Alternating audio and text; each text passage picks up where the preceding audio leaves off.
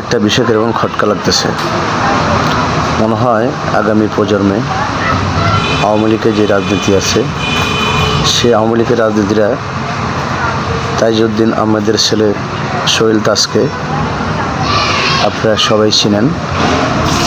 আওয়ামী লীগের সেই রাজনীতিটা কি সোহেল তাজের হাতে চলে আসবে? এরকম কি মনে হয়? আপনারা কি ভাবেন? এরকম কিছু গুঞ্জন সোশ্যাল মিডিয়া পড়ায় বোঝা যাচ্ছে, শোনা যাচ্ছে। সোহেল তাজকে তাহলে আওয়ামী লীগের হাল ধরবে এরকম মনে হয়। কারণ সোহেল তাজ আওয়ামী লীগের সরকার যখন ক্ষমতা ছিল, তিনি কিন্তু অনেক নির্যাতিত, লাঞ্ছিত হয়েছেন কিছুটা,